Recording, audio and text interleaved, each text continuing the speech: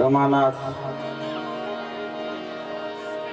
મહાદેવ મંદિરનો આ તૃતીય વાર્ષિક મહોત્સવ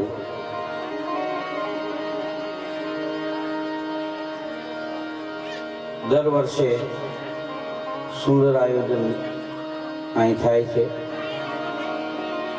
આ ત્રીજા વર્ષે પણ એવું સુંદર આયોજન છે. વડીલો, મુરબીઓ, મિત્રો, માતાઓ, બહેનો અને બાળકો તમામનું રમાનાથ ટ્રસ્ટ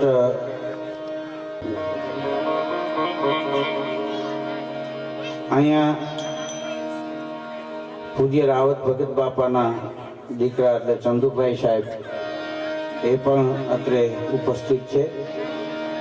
અમારા ખાસ નહીં એવા ધરુક સાહેબ એ પણ અહીં ઉપસ્થિત છે. સુંદર મજાના માઇક છે, આપ જ્યાં બેઠા હોય ત્યાં વ્યવસ્થિત સાંભળી શકો એવા સાઉન્ડ છે. હા, મહેશ સાઉન્ડના માઇક છે.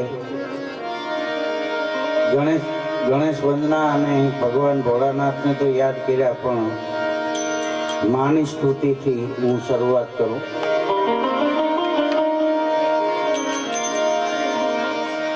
કે માથી મોટો કોઈ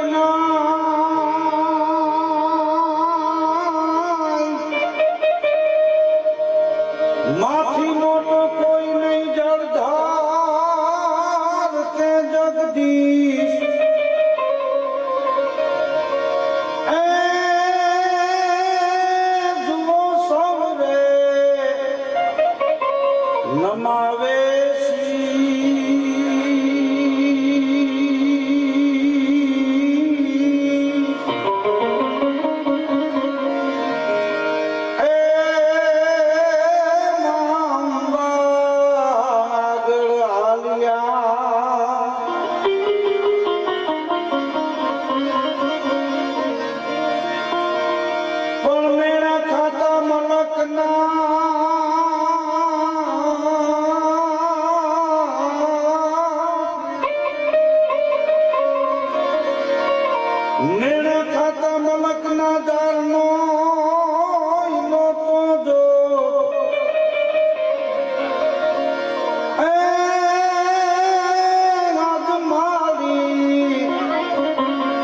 તમારી મેરથી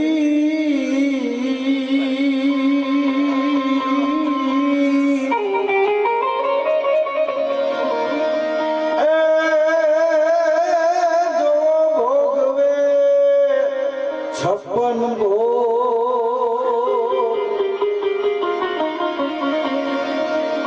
જોડે પલંબા જગદંબા નાથ ગંબા શ્રી વદનમ જડંબા ચંદ બંબા તેજ તંબા તુંખરી ઓછે હથા કંબીર હાકમ બજે દાકમ બ્રહ્મણી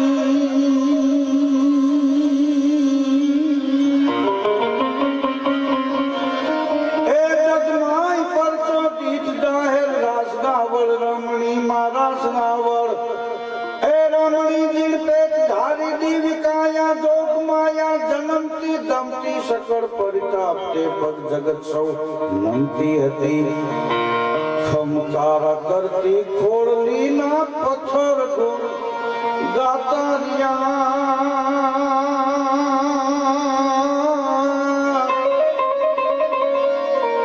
એ અનમોલ હામ તણાએ દિવસ ક્યાં ગાતારિયા એ દિવસ ક્યાં એ દાતારિયા એ દિવસ ક્યાં દાતારિયા.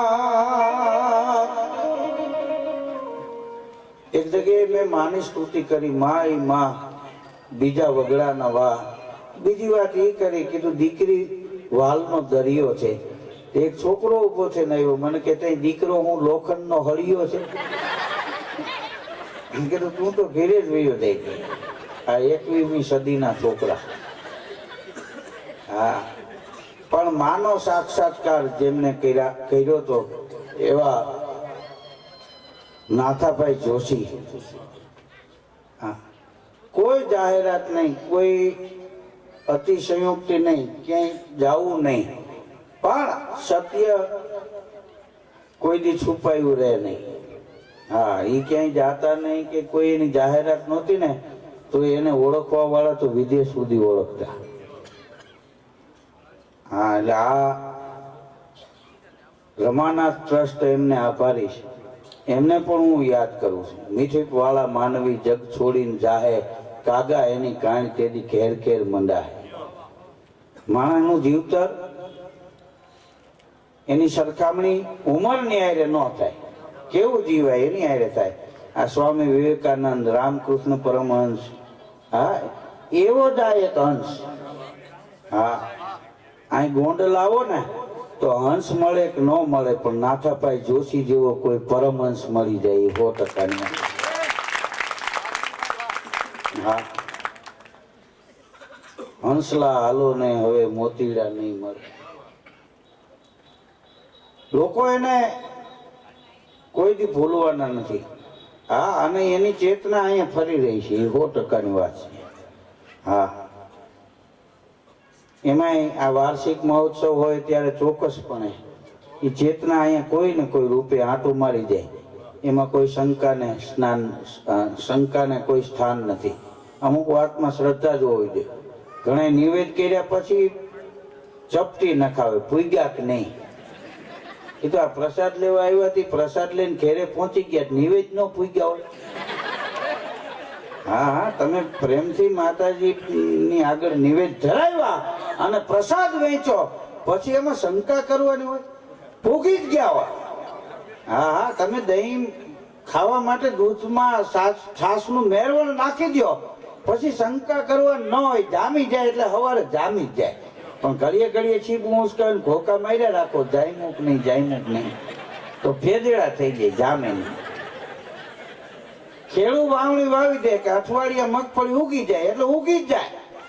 પછી રાતે 2 વાગે ઉઠીને ચા ફોરવા માંડે, ઉગ્યું કે નહીં, કોટા ભાંગી જાય. ઉગતા કોટા ભાંગે એનું વરફ ફેલ જાય. અને માણસના જીવનમાં શ્રદ્ધા અને વિશ્વાસના કોટા ભાંગે ને એની જિંદગી ફેલ જાય. શ્રદ્ધા, ત્યાં પર શંકાને સ્થાન ન હોવું જોઈએ. આ નોરતામાં રાજકોટમાં એક બેન ધૂણ્યા, મોબાઈલ આવી કે હું અત્યારે ધૂણું છું, પછી કરજો.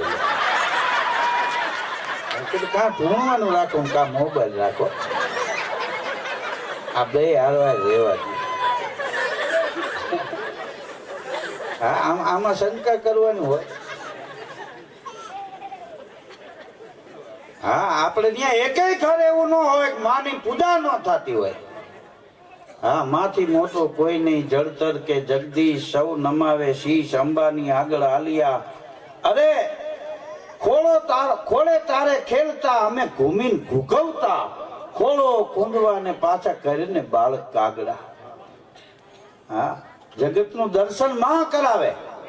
બાળકનો જન્મ થાય, કોઈ બાળકનો જન્મ થાય કોઈને ખબર ન હોય. આ જગતનું દર્શન માં કરાવે. માં બાપુજીની ઓળખાણ આપે કે આ તારો બાપ છે. કોઈ બાપે દીકરાને માની ઓળખાણ નથી આપી કે આ તારી માં છે. અને એ આપે ને તો દીકરાને મગજમાં બેહે નહીં. માં ઉપર અને શાસ્ત્ર ઉપર કોઈ દી શંકા ન કરે. હા, વિશ્વાસ. શાસ્ત્ર ઉપર કોઈ દી શંકા કરવાની ન હોય, માં ઉપર શંકા કરવાની ન હોય. માં કે ને આમ એટલે એમ જ. હા, તમે જો આપણે માતાજીના ફળા હોય, ફળા કોને કહેવાય? ફળે એનું નામ ફળા. ત્યાં તમે મનમાં માનતા કરો ને ફળીફૂટ થાય એનું નામ ફળા. આડી વાતના દીવા કરો ને સીધા થઈ જાય કામ. એમાં શંકા કરવાની હોય.